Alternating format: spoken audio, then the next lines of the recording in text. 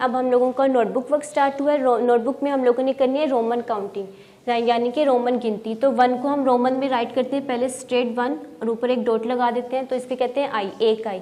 उसके बाद 2 के लिए हम लोग 2 आई बनाएंगे, 3 के लिए 3, 4 राइट करने के लिए 1 आई और इसके साथ वी, और 5 लिखने के लिए जस्ट वी, ये हम लोगों का है 5 के बाद 6 राइट करने के लिए हम लोग 5 के बाद आता है 6, तो पहले 5 राइट करेंगे और एक आई, तो ये बन जाएगा 5 में 1 ऐड किया 6। सेम इसी तरह 5 राइट करने के बाद 2 आई बनाएंगे, तो ये बन जाएगा 5 6 7, तो ये आपका 7 राइट हो जाएगा।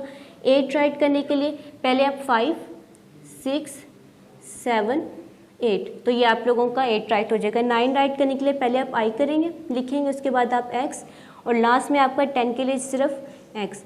ये आपकी रोमन गिनती यहाँ कंप्लीट होती है। आपने इसे नोटबुक पे राइट डाउन करना है।